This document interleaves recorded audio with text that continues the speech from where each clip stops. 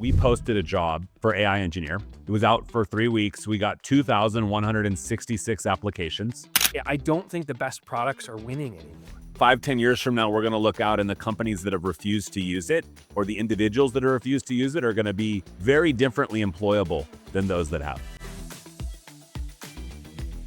Welcome to the next episode of the Entrepreneurial Excellence Podcast.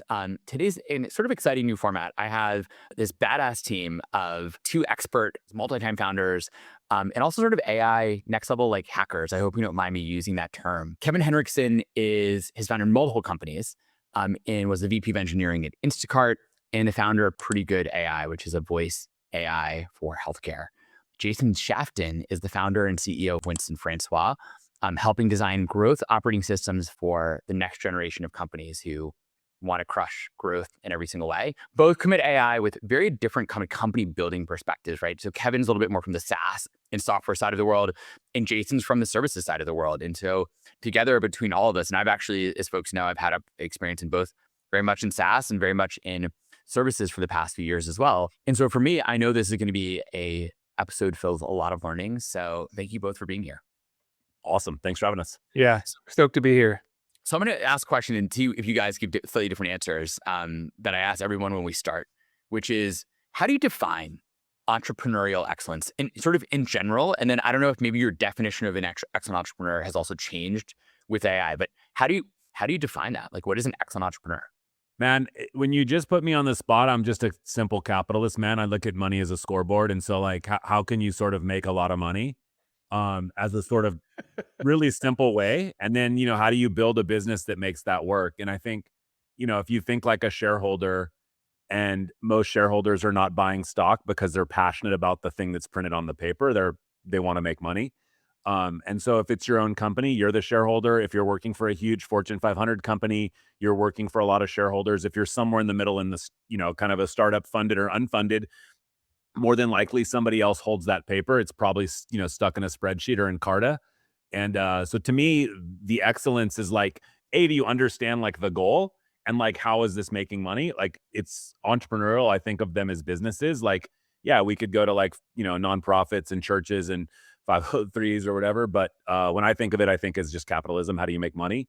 And then how are you building something that, has the right sort of alignment? Because you have people that are buying things, you have something that somebody's building the things you're buying, and whether that's humans or product. And so, yeah, to me, the excellence is like, is that machine working? And is like, is the scoreboard going up? Yeah, my answer is slightly different because I'm a growth and marketing guy, in that I think entrepreneurial excellence can also mean building like a brand that lasts, something that endures. So, I spent the early part of my career at Google, and I got to spend some time inside of Headspace and some of these like really cool brands that people remember fondly. Kevin was at Instacart and got acquired into Microsoft. Like, we think about brands differently. And so I think great entrepreneurs build, brands that can withstand the test of time. What Apple just turned 50 years old, right? So that's one piece of it. Then the other piece is, and Kevin and I have a lot of debates about this, but like, a great entrepreneur also can build incredible culture and make people feel like they're part of something bigger than themselves. We just did a podcast episode with Founder Moat called Grab a Shovel that I think is coming out this week. And, basically like there's like 2 schools of thought. You can make people feel good or you can make them work really hard. And when putting the 2 together is tricky. But I think if you can build a great culture that makes people want to show up and work the hardest they've ever worked and build something great and make money while you're doing it, that's the Japanese ikigai or whatever it is, the kind of perfect concentric circles all overlapping in the middle. Yeah, and I love both those definitions, and I think that well said. Then so I want to talk about, of course, how do you get there, right? And what it takes to actually achieve those things. But even before we do, will your answer change at all because of AI? In other words, the ability, Kevin, to make lots of money has clearly, with AI, there's lots of people making a huge amount of money, like massive amounts. Although the large majority of them, frankly, are people who've been employees at like OpenAI or Anthropic or things like that, right? And then you have other people who are these companies that go 1,000% month over month for the next 24 months, and then they crash and burn, right? Like, interesting question whether like Lovable will be a thing now that cloud design is out there, right? There's all these interesting things that keep changing. Does the definition of financial success as an entrepreneur change with the advent of like how powerful AI is becoming? Yeah. I mean, yes, I think but it's no different. I'm old, man. So like, if you go back, like early, I had, dial-up modem at home. I got the internet in college. And when you look at that, it's like, did the world change with the internet? Yes. Hmm. Did the world change with the cell phone? Yes. And I think AI, did the world change with crypto? Yes. I think not as the way people expected, but it changed, right? There was a fundamental. So I think those are, and I've played in all those spaces, and that's the three that I'm most familiar with, and now AI is the fourth.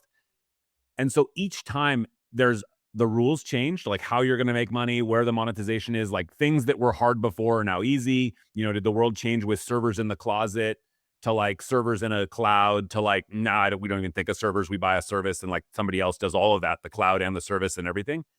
And so I think with AI, it continues to change. And I think the other thing is, kind of 3 decades into building stuff, my ability and my talent and like what it means to pick up a shovel at 49 versus what does it mean to pick up a shovel at 29 or 19, very different, right?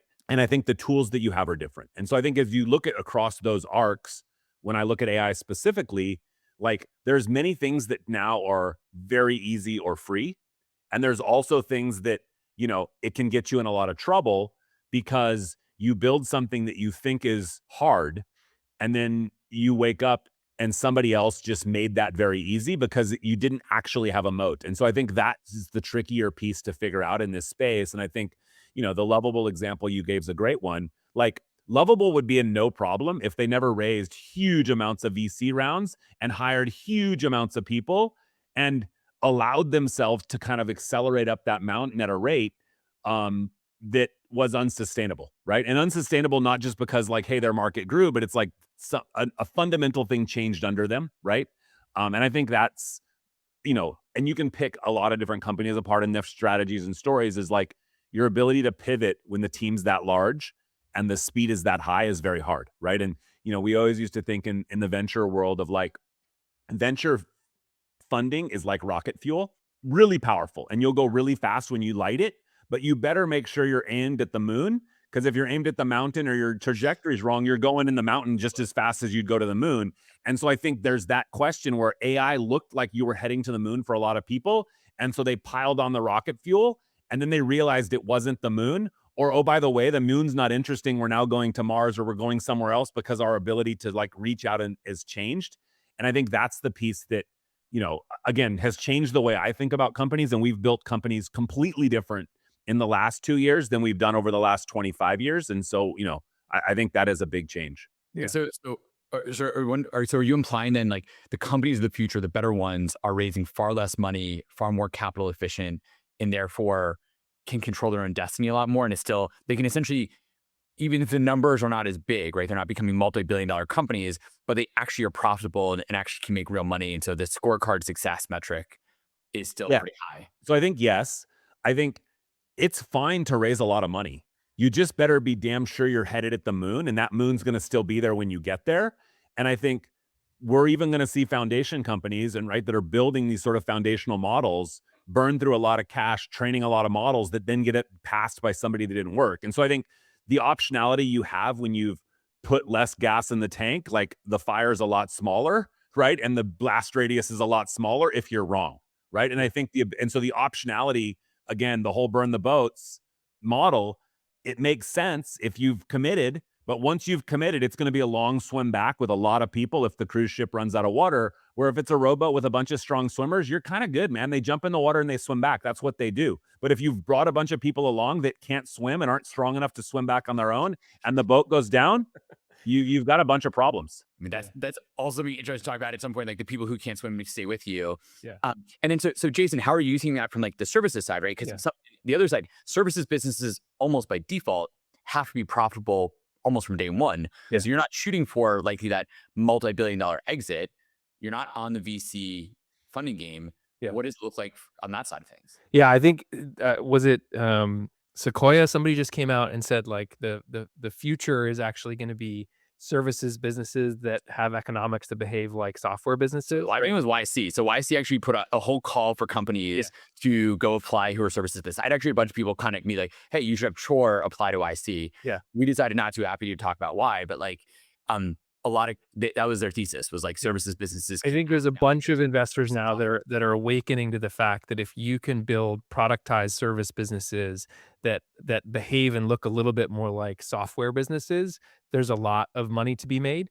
And I think similarly, and the only thing that I'll add to what Kevin said is like AI in this podcast is called Entrepreneurial Excellence is about democratizing access to tools. I am a non-technical guy. You guys mentioned Lovable a bunch, but like I've vibe coded a ton of stuff in the last year, 6 months or so that I would have never been able to build before. Is it the best code ever written? Absolutely not. But does it do things that actually add value to my business, that allows me to kind of increase the leverage of my team, to reduce the number of people to get stuff done? I think those are all real things. And so then the moats are changing. And so to all the Kevin's points about where are we going? Are we going to the moon? Are we going to Mars? Is it going to be there when we get there? Like, and to your point, Adam, about like our OpenAI and Anthropic going to absorb and vertically integrate and just eat all these wrapper businesses. I don't think anybody can predict what's going to happen right now, but I know for sure that AI gives us the ability to do things way faster at way lower cost than before. So it doesn't make sense to go raise the massive amounts of VC money in the ways that it did before, unless you've got something really defensible and an incredible moat where you can go scale. And I think where Kevin gets it right is he's working in healthcare. So you've got all these regulatory hurdles and all these difficult things to go and do, and bureaucratic, slow moving healthcare organizations that you're going to get embedded inside of. It's very difficult to get ripped out of. And with a growth services firm like I have, the things that I'm trying to build are, how do we teach all of these companies how to leverage the latest and greatest AI tech and tooling to make their teams AI first and AI native? So riffing right off of that point for a second, like how do you get your teams to be AI first and AI native? So look, I've tried really hard at my company to do that. We've been talking about it for at least 2 years, right? I live in San Francisco. I'm sort of in this space. And it's actually been really hard. Like we're a services business, and like I need to go deal with my clients every day. I have clients who need this stuff done. I don't have extra time to go learn about like do quote unquote AI stuff. How do you get a team to go do that, or what does that really look like? I mean, you see some of these companies like Ramp that have become really good, supposedly getting their whole team on board. You have other companies like Meta who are saying like we have a leaderboard for how many tokens people are using, but like.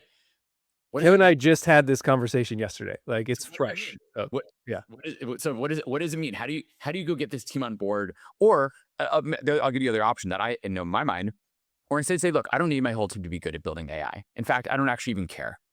I'm going to give you all the tools that I will build with AI, and I'll get these tools built, and they will enable you to be better and faster. It's not, you don't need to go vibe. I don't care if you vibe code your own stuff, because you're never going to be as good as a dedicated team doing it. So just use it properly for your clients. If you don't want to have a team that uses AI or a team that gets good, you're going to have a problem.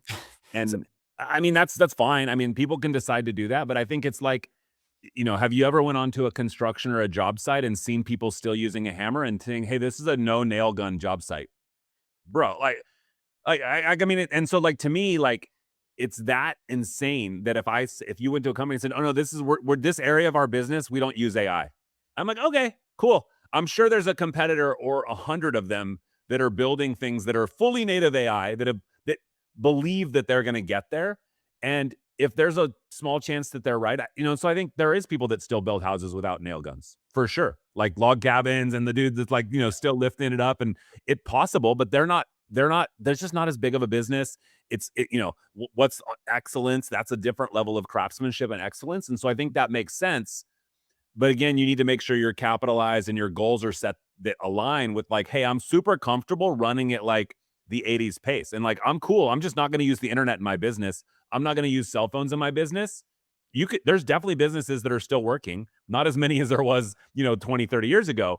But I think the future is compressing and accelerating at a rate where if you're not introducing AI and sort of forcing it, and our view is that, or my view is that you have to force it, and the forcing it, the whole carrot stick thing is, if you don't start to see results with people and you start to find resistance, then you instantly know that person's just not going to be creative enough and curious enough to learn other things. And AI is just this amazing thing where if you choose not to use it, to me, it's like choosing not to use the internet or the cell phone.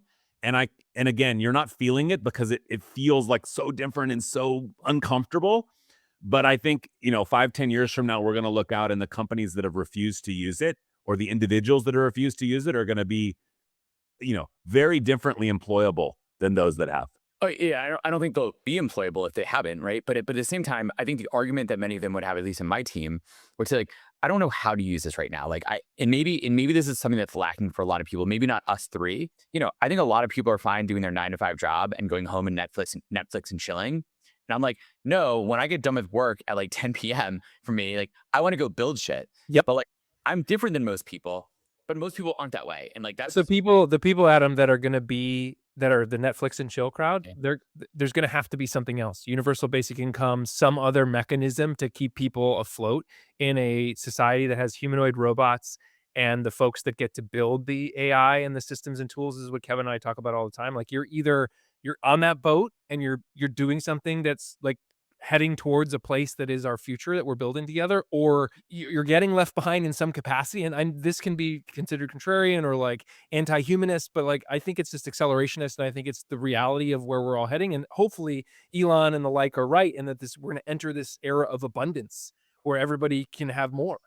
Yeah, cross my fingers. I do think that's a real option. Of course, there's the negative ones too. Yes. But like, so how do you work with teams to get them on board? Like, what do you do? Do you just give them all the tools? Say, like, are you guys requiring your teams to say, you're all expected to go vibe code and build things? Or you're saying, hey, I'm going to give you, it's more than just like ChatGPT. I'm going to give you some tools that are sort of AI first tools. You need to go get these things done. Like, what is the expectation? Kevin has a great kind of hiring story from very recently around how to find people that are AI native when you're actually building teams. Yeah, so I can tell the story. I think the short answer to your question is, if you don't know how to use AI, just ask it. It's actually really good at telling you how to use AI. Yeah. Take a screenshot of whatever's on your screen in the morning and be like, hey, I'm going to go do work. You're like, oh, sweet. Take a screenshot and be like, what am I doing? How should I use AI to solve what's on my screen? It actually is pretty good. And so I think that's a like super simple, like just ask AI every time. Like I'm about to do this. Like, how would AI help me? How could you do this? How could you do that? And if you're buying ChatGPT today, it's like using a flip phone. Like you're like, you're probably like on the wrong, again, chat's great, but I think like Claude's really like sort of shown from an intelligence and sort of depth. Yeah, it's, more expensive on the tokens and all that. But I think like, again, if you're, I think that's where like for a lot of roles, that's where the market shifted and for better or worse. But I think the quick story on the hiring thing is we posted a job for AI engineer. It was out for 3 weeks. We got 2,166 applications. Wow. I didn't know there were that many unemployed AI engineers. I thought they were all, or everyone thinks they're an AI, either that or everyone thinks they're an AI engineer now. It's a little of both. And this job was posted for $25 an hour. You must live in the lower 48 states and be, able to work in the US. Oh, that's amazing. I mean, that's amazing. Correct. And then we said, okay, we took that profile and said of the 2,000, half of them qualified with the live in the US, able to work in the US, and had the word Python on their resume. Like that's the only thing we searched for was the word Python. And we got to about 1,000. We then ran another model across those to decide like who we thought could actually achieve the job and had the right background and skill set, or what they said, a bunch of factors, right? Basically what they said in their application, what was their resume, what was their background. So we issued a project to 500 of them. The project was about 8 to 12 hours of work. If you did a perfect job, if you were really, really good, you probably could do it in 5 hours. And then you had to submit the project with the GitHub working code and a Loom video of you describing it. 50 people, so 10% of those did the project. And we hired 5 of them. And, when you reviewed the Loom videos, you could watch the first minute and either they tried to AI the Loom video or like it wasn't the person like it was clear they weren't coherent about what they wrote. And then it was a voice project. And so then we just listened to the call recordings of their voice bot talking to our voice bot. And again, so like multiple ways of vetting that. But my point is there's an infinite amount of talent out there looking for these jobs, even at a crazy, like what you would think is like an insane rate. Like how could you pay $25 an hour for these kind of roles? But that's the market that we're in today, where especially new college grads or people that are like less than 5 years experience are really struggling to find work that's meaningful because, there's, you see this all the time. Thousands of people are being laid off with 5 to 15 years of experience, and they're taking all the jobs that typically would have been the like 0 to 5 years experience. And so it's a trickle down, sort of technology model. Yeah, no, I mean, we see this all the time. I mean, look, we haven't even changed our base rate for our main role that we hire for hasn't changed in 3.5 years.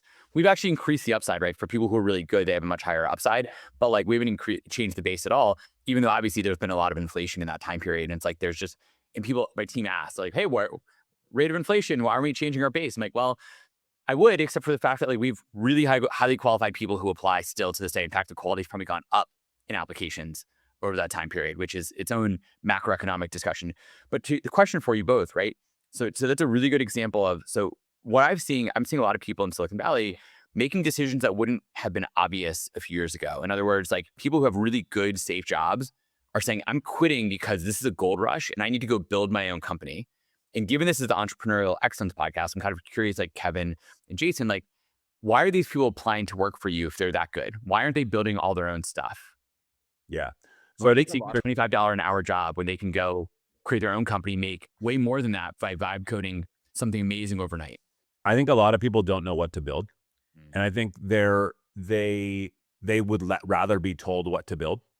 And I think that's, you talked about the 9-to-5 employee, right? Like they're interested in sort of doing great at their job, but as long as great's defined by somebody else and the tools are handed to them by somebody else. And so starting off on your own is hard.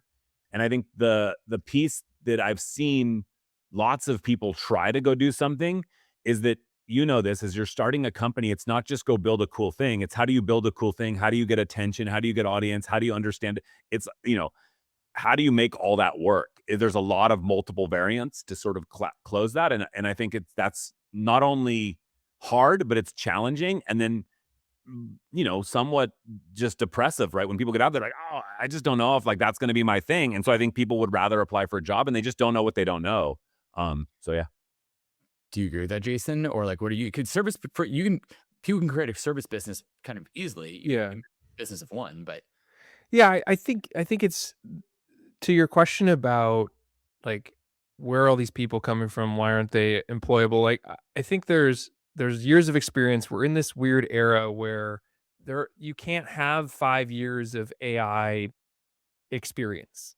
Yeah. And so we're starting from, everybody's kind of on a fairly level playing field. So it not only democratizes access to what people can do, like dummies like me can code stuff, but also like people that have never worked at a tech company before can apply to these jobs with Kevin. And if they've figured out how to do this stuff and taught themselves or took a boot camp or whatever, and they can do it and they can actually build the thing, then great. And they've maybe never handwritten a line of code in their lives before. That's great. But on the services side of things, it's kind of the opposite problem. I've got all these, and maybe it's not, but there's probably legacy software engineers that fit this profile as well. But for me, I've got people who have never used AI before, who are now, I'm saying like, you need to double, triple, 10x the output of the things that you're doing and productize everything you're doing. And you should be leveraging Claude to kind of build systems and create skills for everything that you do. And, I'm tinkering with all these third-party harnesses at home and building kind of my AI chief of staff. And I expect the people that are working with me to have that same kind of mindset. And to your point about like, well, the three of us are built different. At 10 o'clock at night, when, close the laptop for the workday, it opens for the like tinkering time. Like most people aren't wired that way. So I think at the end of the day, it's and we talked about this on Founder Mode. It's looking for people that have this really high agency, high internal locus of control that are like, I can affect the world around me and I can get stuff done. And I'm going to choose my own destiny here, not have it chosen for me. there's only a small subset of people who have that mindset. Do you think those are the people, this gets maybe a little bit dark, but like, are those the people who remain relevant in the world we're moving into? Yes. Right? Even Kevin, the people, so yes, is Jason's answer, but like, even the people you're hiring, Kevin, so you hired these 5 amazing sort of AI engineers who hadn't done stuff before. But they want someone to tell them what to do. In the next 3 to 5 years. To be clear, those 5 don't, right? Okay. So the people that win this challenge, like again, you're competing. This is like, this makes Harvard look like the easiest thing to get into. 2,000 down to 5, right? Yeah. From a numbers perspective, percentage wise. And then these ones have curiosity, drive, intuition, like all the things. And at the end of the day, when they get to that point in the funnel, they look at the background of the team that they're getting to work with and the founders that are like, these guys have sold multiple companies for 9 figures. And they're like, oh, this would be an incredible way to sort of quote unquote get told what to do, to just be around that sort of growth and that sort of energy. And you can see it when we're on stand-ups, they're sort of delighted and inspired by the speed and the pace that we're working. And I think that is a different kind of company to build. And we're selecting talent that sort of like, they are the ones wanting to stay up and work, but they would much rather do that in a boat with a bunch of other strong rowers and being like, wow, like I'm going to learn at an even faster pace because now I'm working on a really interesting problem with a really, really interesting set of people in a really, really interesting space. All of those things sort of tied together. That's where, we really have this strong sort of ability to connect and learn.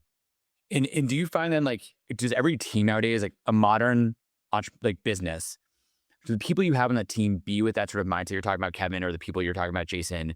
And then for an entrepreneur, like even asking for myself, like we have a lot of people who are wonderful and I love our team, but like at the same time, we have a lot of people who aren't harnessing AI in the right ways and really pushing the boundaries at all. And maybe I created a bad culture. Maybe that's the wrong culture I created at my own company. But like, when do you say, hey guys, like I need more here, and the next people we're going to hire are people who really are harnessing AI. And if I hire someone who's really good at AI, it might not be a job for you over the time. Yeah. So I have another company. I have a couple of companies. And so one of the companies I went into had that issue, and where they had, an enterprise subscription to ChatGPT, right? Where like everybody had it. But the use of it was very low, Yep. Or to none. And so I always start with simple things, which is like, let's just double the amount of work you're doing for half the time, or half the time the amount of work you're doing, and be like, what would it take to make that possible? And that sort of query, they're like, oh, well, I need to do these 10 things. Like that's impossible. Like, oh, great. Let's go work on those 10 things. And so to me, it became really easy. And then what I actually did in that company is I pair them with a technologist. So there's some technical people in the company, and say, you just need to describe the problem. And literally they're doing Loom videos or skill videos. They're just recording what they're doing. And then we're just building automations. And then they become sort of product managers for it. And then once they see that working, they're like, oh, wow. Like there was a Slack report that came out every morning that was like a crazy detailed stats report. And I just would reply to anything I see as like, is this automated? Is this automated? And they're like, well, no, the answer is only yes, or you're going to go work with my technical guy. And so then you jump on the schedule and be like, where does the data come from? They're like, oh, it's really hard. Okay, great. Tell me how hard it is. It's from these 3 systems. Okay, how do we get the API key for that? How do we get the login? Whatever it is. And then magically, no more things that look like, data sheets are now not automated. They're all automated in the company. And this is in 30 days. Like I just took this company over a month ago. And so like all that went away very quickly just by forcing the prompt to be like, if you see stuff, you're like, that looks like it took time, automate it. And then saying, hey, everybody needs to double what they're doing or half the time. And typically the half the time is so you can go have the brain power to go work on other automations, to go grow the company, to improve yourself, to learn your skills. But that just, everybody talks about the 10x engineer and the 100x thing with AI. It's like, no, bro, just reduce to half. Just go and save 50% or double to 200%. And that simple change will force you to have to think about all the things that are impossible in my life to double or half. Yep. And then that's where we find the AI opportunity. Yeah. Do you have something to add, Jason? Yeah, my addition is just Kevin is spotting things that can easily be taken over by AI, and I think that's right, and kind of encouraging that behavior change. I think there's like a framework that I like that's eliminate, automate, delegate. Like, what are the things, first principles, like what's stuff we can just get rid of, we don't need to do anymore. To Kevin's point, like what is this report that we send every day that somebody's manually building? How do we automate that? And then what can we delegate either to a more junior human or to AI? And I know with Chor and what you're building, like this is the ultimate question is like what can be automated and what can these systems do for us? And so I think having everyone think that way, and then what is the scoreboard for all this stuff? Like how many things did we take off of our plate? How much bandwidth did we free up? And how can we elevate the humans that want to be here and want to kind of innovate and come up with new solutions? And then, there's the NGMI conversation, which is like the people that don't want to participate in those activities to kind of make stuff better, eliminate the things they don't need, delete, automate the stuff that can be automated, and delegate away things to their agents or kind of offshore counterparts. They're not going to make it. So where do we get to? I mean, like, so I agree they're not going to make it, and this is a real problem for a lot of people. How do you end up building a team? Like, once again, we talked a little bit about culture. Like, are there other things you do besides saying automate, go faster, things like that to push them in a direction to really to embrace it? Or when do you say instead, like, or you say, look, you're just not a fit here, you're not moving faster, But how often do you guys say, I'm not going to replace that person with another person. I'm going to replace that person with AI. So give you an example, right? We are parted ways with our former head of go-to-market a little while ago. And Jason, you and I were talking about this, right? So I'm like, hey, do I hire another head of go-to-market? Or do I try to automate a lot of his role? And the reason I might want to automate his role is because what does a head of X do? They're usually an orchestration layer, right? They're orchestrating between a lot of different pieces. That sounds like an AI job to me. So like, where do you guys sit with that? That idea of like hire more people or automate with AI? Yeah, I always start with a simple one, which is like, if you write the job description for the new place you're hiring and like, what are the tasks and the roles? And then again, ask AI, like, how would I go and AI this? Because I think the challenge is there's probably going to be things on that role that are going to require a human, right? Like the chance of like, if it's a really complex set of work and a complex set of things, the chance of you being able to be like, oh, I can just AI the entire job is probably hard. But then it's like, well, can I AI part of it? And I can then reassign paces or again, the people that I've asked to AI their world, can they take slices of it? But I think the initial challenge should be like, how can you make that job, split amongst the people you owe, or sort of like tied into a spot where you can actually, hire that job, but get much more out of them. And you're not actually bringing them in to do like what you thought was a job that fit in a box before. Do you feel the same way, Jason, about like, especially for services businesses, it's sort of the same thing? Yeah, and I think, we're in this uncomfortable time where we're having the conversation, "Oh, do I replace a human with AI?" I think that's still kind of asking the wrong question, which is like, and this is what Kevin just said, it's the jobs to be done framework. It's like, what are we trying to do? What's the thing we need to do? Like, go back to first principles. We're trying to solve X problem. What resources do we need to do that? Do we even need to write a job description for it, or do we need to write a requirements document, which is like, here is the technical problem or the thing we're trying to solve, and here are potential solutions, and then let's go push on those different solutions. One of those solutions is we need a person to go do this thing because it's a highly kind of it requires human instinct and creativity and nuance that an agent and technology can't. But if that's not the answer, then it might be, yeah, that is in AI. And then it's not a one-to-one replacement. It could be that we can get 10x the throughput because we can build technology to do the thing and then have a human that oversees that technology, but they might be at a different seniority level than what we were planning to hire. I think for so many managers, it's tough to get to a point where you're saying like, we're expecting more and more output all the time. Like we've done that at Shore. We've tried to be pretty clear, like every single sort of quarter, we're expecting higher levels of output. It is not even necessarily doing with AI in all cases. It's doing it with just different systems. But the ability to do that is once again, it's tough for a lot of people to change to that and understand it and accept it. So going to Moat really quickly, we talked a little bit about it, right? Regulatory and regulated industries, that's a good moat. Hardware is one everyone's sort of pivoting into right now because it's harder to do. I think that will actually be solved by AI sort of soon. But also like brand, right? So Jason, talking about like brand and go to market. So I had a conversation mentioned to you guys. I have a CEO sort of group that I've been meeting with for like 6 years now, every month.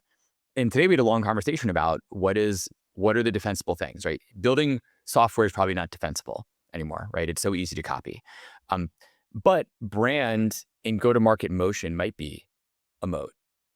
What are your sort of takes on that? And then still, how do you go to market in a world of where everyone just their default is to turn on Claude and like build this for me first? Like how do you compete with the greatest the greatest default in the world?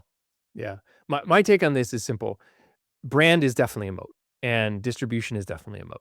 Like in my world, if you have a brand that's the first thing you think of when you think of that thing. So it's like to search for something was to Google. It's not a great example because of what AI is doing to Google right now. But like if you're thinking about buying a pair of shoes, you probably think of one or two brands that just come to your head immediately. Nike, Adidas, right?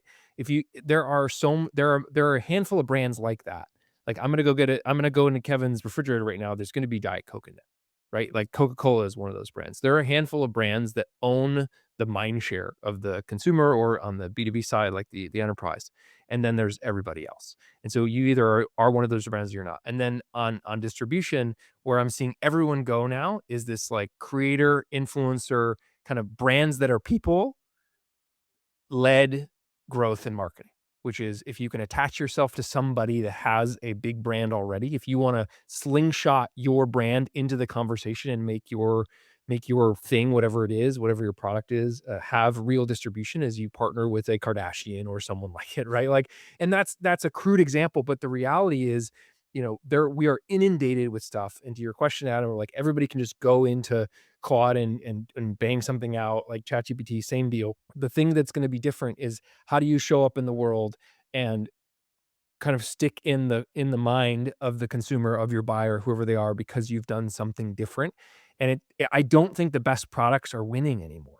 I think to some extent they are, but to a lot of extent, it's who has done a really good job of showing up and being really creative with their brand and storytelling and the people that they're attaching themselves to.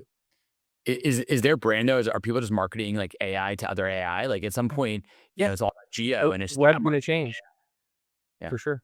So how does that then lead to like given the go to market those motions? What is changing like the pace and speed of those things? So one of the things this sort of relates more to kind of burnout to some extent, right? So what have you seen with either people you work with, yourselves, even the pace of change right now feels so relentless, at least to me, that it almost feels impossible to keep up. What do you tell yourselves, your friends, everybody else to build an enduring business given that pace of change? Yeah, I think for us, and I think it's a choice, right? So you have to make a choice. Like there's a lot of jobs that the pace is probably more chill, right? And so I think you got to self-select into what race you want to run, right? Do you want to go get on the elite line, or do you want to kind of be back with the casuals, or do you want to be in the walk, run, jog, kind of like grab a keg and pull a cart, right? Like there's a different sort of race that you're going to be in, and you need to pick that. So I think that's number one, right? Because I think like I am in that mode where like I'm running as fast as I can, constantly enjoying and delightfully sort of like overwhelming myself with like new changes and new things. But I think that's not for everyone. And I think there's also, even inside of teams, there's going to be roles where you want people in those roles that are like on that same treadmill. And there's other people that you're like, look, I need them focused on something else and doing a customer sort of role job or something that's much more human facing and maybe doesn't have that sort of technology sort of bleeding edge rate of change. And so I think the first is to pick, and then the second is like everything, right? You need to be able to like know yourself, right? And I think everybody has a different way of like, how do you kind of Netflix and chill and wind down? And some people that's go vibe code another fun app. Other people that's go on a run. Other people that's go to the gym, other people that's take a nap, go to get a massage. There's 100 different ways to do it, but you have to be self-aware enough. And I think that's where I've spent a lot of time talking to team members and other founders where it's like, they're like, oh, I'm burning out. It's like, well, wait a minute. Like, is that self-inflicted, right? Are you creating a sort of mechanism and a sort of run rate?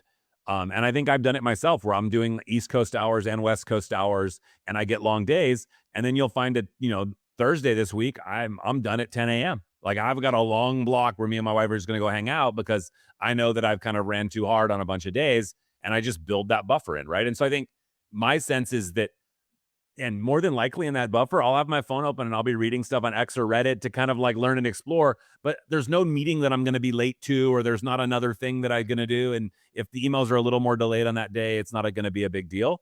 But I think that is you have to be able to sort of self-regulate because there's just too much to sort of keep up with everything. I think Kevin is probably wired differently than 99.9% of people I've ever met in my life. Most entrepreneurs, great entrepreneurs are. Yeah, he doesn't have an off switch. And he mentioned like things are different at 19, 29 versus 49, but like I think Kevin runs harder than most 20 somethings and like kids that are in YC right now. And I don't think that's for everybody. And we keep coming back to this theme in the conversation, right, Adam, which is, this isn't for everybody. You don't have to choose to be in this world where you're building at the speed of light and you're kind of trying to keep up with every new update, every new model, every new way of doing things.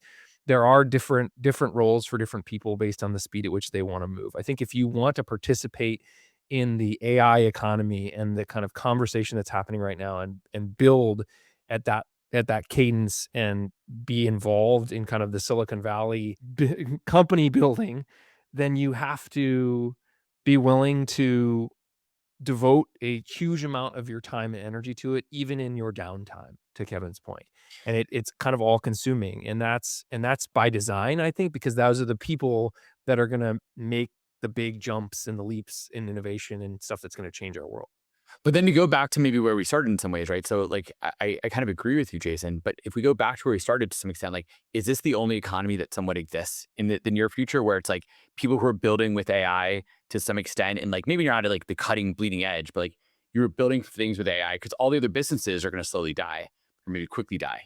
Yeah, I mean, I think it's a slowly die. And I think it's also, there's always going to be people that want to have a job with their hands. Like I talked to Kevin about this the other day. I think we talked about it on one of our podcasts. It's like, go learn a trade.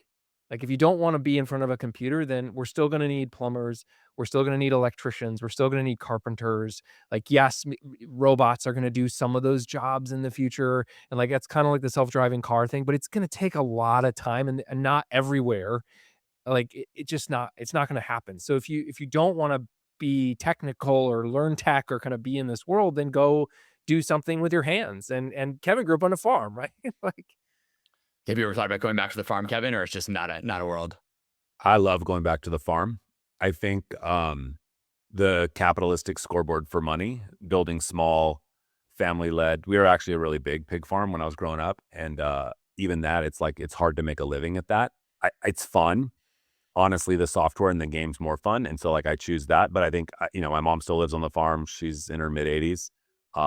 We don't have as many animals there anymore. I've got a few cats. The pig barn's empty. But I think there is a gentleman's sort of farmer in everyone of like, what's that sort of dream that you're like, oh, I'm doing all this to go out and go fishing, or I'm doing all this to go on a long hike, or spend this time with my dog or my wife or my kids or whatever. And I think the false choice sometimes, and I fall into this myself, is that you're like, oh, I just need to grind one more company, one more thing, because then I'm going to go retire. And I'm like, dude, let's be honest. I actually enjoy this game. This is my fishing. This is my zen, for better or worse. And that'll change over time, doing more companies, doing, less single threaded stuff, just to scratch the itch. But yeah, I think it's just a natural choice. And I think there's going to be work for people that don't want to do AI, just like there's people today that don't work on computers. For all of us, we sit in front of these screens and we talk to these silly cameras, and people are like, man, these guys are cartoon characters. There's a lot of people that don't do this today, even though these things have been out for a minute. And I think that'll continue. Are those the ones that are going to be on the Forbes list and doing, like the peak of that's going to be this AI that, it was the Walmart generation. And then it was like, the Oracles and the Salesforces. And now it's the AI foundational folks. And I think that's going to change. Like, there's still going to be a few, kind of quote unquote traditional companies up there. But look, the Forbes list is kind of a pipe dream for most people. Let's be honest. But it's like people need to realize and at least zoom out a little bit if you're building and thinking about, entrepreneurial excellence. It's like, what does that mean to you? And are you actually excited about doing this? Because I think if you're doing it only for the money, or you're doing it only for like, because you believe that's the means to an end, you're probably going to be disappointed. Because I actually deeply enjoy it. Like Jason says, like it's weird. Like I am wired this way. I actually like the game and the pain that comes with it at many times. And so I think that's not a choice for everyone. Speaking so philosophically, in this sort of a good way to get to this next sort of section, like what does drive both of you, right? You've both been really successful entrepreneurs. You probably don't financially need to keep doing what you're doing and working as hard as you are and everything else. What is that philosophical drive? I mean, even, it's in for you, Kevin, is it still just like making that next dollar because that's the way you measure that success, even if it goes into an ETF that you never look at again? Like, you're not going to, I don't know, maybe you are buying jets, but like, it's probably not like what brings you joy. So like, what is the philosophical, maybe it is, I don't know, I'd love to hear what you guys said, like, buying all the fancy vintage cars and a bunch of jets, but like, but even then, like, what are the things that, what is philosophically like driving you? Like, Elon Musk, we're using him as an example that everyone sort of knows. Like, he doesn't seem like he cares at all about the money. Like, he cares about power probably, but he loves to just build these things, and he comes with an idea and find a way to just go think differently about the world. It's like, what is your drive to keep being such a great entrepreneur? Elon just wants to get to Mars, and that's going to require a lot of things and a lot of funding. It's pretty simple. A lot of people, but to have that dedication for all these years, right? For Elon to have that dedication for what, 20, 30 years now, or 20 years or something, to try to get there and still going is that's rare, right? Most people burn out. They get tired. One of one by definition. There's only one number one on the list, and he's it. Yep. Not bad. And so yeah, I do want a bigger jet. I do. I've been a pilot for 25 years, so that was a layup. But I think Kevin likes planes. I like cars. Yeah. yeah, he likes cars. But I think that I love flying. I enjoy the game. Like I like it. I think to me, I do love the fact, like, this is what I would do in my spare time, is think about ideas and businesses and how to like optimize them. Like, there was a summer between companies where I drove around and tried to acquire laundromats. Like, just because I went and I visited, I don't think anybody else has probably done this, but in one weekend I visited like 75 laundromats in the Bay Area, from the tip of San Francisco to the bottom of San Jose and all the way out to Hayward. I went to every single one and met owners and made offer. Like, it was crazy. Like, I just, did the like sort of laundromat thing. Because I was just curious. Like, I was like, what is it like to get all these coins? And learned that it's not a business that I wanted to get into. I actually did a drive around with a guy that owned, I think he owned 6 at the time. Then we drove in this old car and the car was rattling and scratching. And I'm like, dude, what's going on? He's like, oh, well, I have to replace the bearings in the trunk because it's so heavy to carry the coins. And I'm like, why do you take the coins out? You're just dumping them back in the change machine and then recycling them. You move them from the like thing. And he's like, no, we take them home. And his mother-in-law picks through all the quarters to pull out the 64 quarters, the older ones that have more silver in it, because those ones are actually worth 70 cents and not 25. And so they literally go through and ferret out all the quarters. But yeah, he drives an old car. And he comes at different times to pick up the cash, because it's obviously you're bringing out, 3,000-4,000 in cash every night from these cities that are generally a little more sketch. And so, yeah, whatever, learned the business. So to me, and I love it that my kids can look at me and be like, man, we do have some nice things, but to me, I really, really love the fact that like they see me working, and I'm like, whether I'm a great dad at teaching them, like, how to go do these things, I'm definitely in the game still. And that to me is, both fun and I think inspiring. I was talking to my wife about that exact topic recently, and I love it. Although different discussion, we won't even have time for it probably, but like, will our kids even have jobs in 10 or 15, I don't know how old your kids are, but like in 10 or 15 years, will they have jobs even? But Jason, what keeps you going? Like, why do you keep at the game and keep working as hard and have your, I don't know, dozens of claws that you're running right now? For me, it used to be when I right out of college went and worked at Google, and like I was making no money. I think $37,000 a year was my first job at Google. And worked there for the better part of a decade, and definitely was doing better than that by the end of my time there. But at that time, I was like, oh, all my mentors like, go start companies, and I was in this kind of change the world, Silicon Valley ethos mindset. And then I had kids, and I was like, oh no, now I'm just trying to change their world. And so the whole game for me is like, how do I create one? I think what Kevin just said is like, show them. My wife and I both work, and we both are trying to teach and instill like resilience and hard work and kind of that ethos in our kids. And two, like build a life that we can, be really proud of and enjoy, and hopefully retire early. And kind of, I think I'm very different than Kevin in that regard, where it's like, I hope that I'm not working in 10 years. Like, I'd rather be tinkering and playing with this stuff for fun, and making music and yeah, playing with fast cars, but like on a track, probably, because you won't be driving cars on a road because it'll be all self-driving cars. But like, for me, it's to change my kids' world. Like, that's what drives me every day, is like, how do I build something that that helps us live a great life? And I do think that the stratification of humanity is real. And what's going to happen is there's going to be people who kind of are on the boat that we talked about before and are able to kind of live comfortably in this not so distant future. And then there's going to be everybody else. And there's got to be a way to lift those folks up, and there's not going to be any middle. Do you have any advice for people who like how to invest and stay safe in sort of this coming transition time? Like, is it save up as much, work as hard as you can now, make as much as you can, save up money? Is it put all your money back into reinvesting in yourself and building your own businesses to make, I know some friends who are quitting their jobs and they're starting a bunch of small micro businesses, right? It makes a few $1,000s a month or something. Like, they think that's a really good way to go. Like, what would be your advice to any individual / business person for the next few years?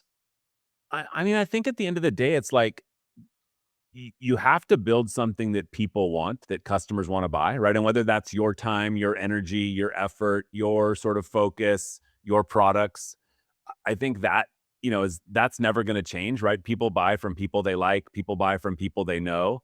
And I think, and trust. And so I think it's like, finding what you're interested in and then, be immersing yourself in that space. And if that's, I've looked at the indie hacker stuff. I've got another company that kind of focuses on vibe coding some of these smaller apps and things like that. And it's cool. It's a small business. They're typically, most of them always stay small. Like they're hard to get big. You don't get as much scale. You can't have as much impact because they're small. I think, the venture-backed world, you can go get big really quick, but also those can kind of like, again, we talked about that the good and bad story of that. And so I think to me, I was sitting at a poker table next to a couple younger guys, and they were both in their mid-20s. They'd come from India. They kind of got their master's degree in Arizona, and they were like, hey, we're just out for a bachelor party in Vegas. And then we were talking about software, and they're like, what should we go build and what should we go do? And I was like, well, who do you know? Like, what are your families? What are your family? He's like, oh, like my two uncles are driving trucks. And I'm like, I bet those guys use apps for logging, for tracking, for load things. Even if they work at a big company, he's like, one works for a big company, one's like a solo contract driver. And I was like, just go find out you go vibe code stuff for them. Right. And so I think it's amazing if you just ask the people, your neighbors, your friends, your family, like what they're doing. And you can go vibe code stuff for them and build things. And even if it's just learning like what they do, there's probably something there that you can go get connected in. And at the end of the day, if like the world goes the wrong way, it's the, what do you do? You're like, it's the go home and sleep on my mom's couch kind of thing. Right. And like, it's that community, your friends and neighbors around you. And so I think if you're going to go build something or you're like, I'm worried about like, where am I going to eat? Where am I going to sleep? Focus on those basic needs of like, what is it going to take? And who are the community and people that are going to be around when you really do run out? And I think that's a very non-AI answer. It's just a like, man, what is it that you can do to be helpful? And that's generally going to be a good start to sort of then find, sort of an economic sort of means behind it. Yeah. So I have one question that I ask everyone when we end, sort of to roll back to where we started. If there's a single piece of advice that you could give to every entrepreneur to achieve entrepreneurial excellence, what would you boil all your advice, right? You guys have so many years of experience. You run multiple companies. Kevin, you're running multiple companies at once. Like, what is your single piece of advice to achieve excellence based on your definition or something else that comes to mind? Curiosity, 100%. You have to be curious of like, what's next, challenging your old beliefs. And so it's like, and again, curiosity is this positive sort of inquisitive like viewpoint of you're like looking around and like learning information for learning's sake, wondering what you're working on. Why are you building the companies you're building? Why have you renamed the company a few times? Like all those kind of things, like just be curious about things, right? And like part of that is just a really interesting thing that I think leads to a lot of like good results because you're really not sure where you're going to end, but it's kind of like pulling that thread, right? And just kind of finding out where you go. My answer to that question is lean into your superpower. So everybody has one thing that's the thing that they're best at. Like, don't go against the grain. There's always like performance reviews of, oh, well, here's what your strengths are. Here's your areas for development. And my philosophy on that is like, managers are always trying to get people to work on their areas for development. You're just bad at those things. That's fine.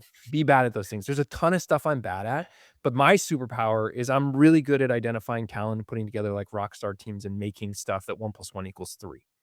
And so like, that's why I run a services firm and I find good people and I deploy them inside of companies. Everybody's got some kind of thing that they're really, really great at. Go do that thing and follow your curiosity, to Kevin's point, and good stuff will happen. Yeah, love both those answers. How can folks find you if they want to get in touch and learn more about your businesses you're building, what you're doing, the podcast? Where can folks find you both? Yeah, so Kevin Henrikson on Twitter and on LinkedIn. Go founder mode for like the podcast, and yeah, I think got a companies and stuff linked off that. Yeah, so Kevin said it, gofoundermode.com is our podcast. Winston Francois, my company, is, if you go to wf.team/pod, you can find us. And I'm just Jason Shafton everywhere on social. I'm mostly active on LinkedIn. Amazing. Thank you both for being here. Your time is precious. In a world where we have AI recursively training itself, for this whole hour, it's probably done a month of work.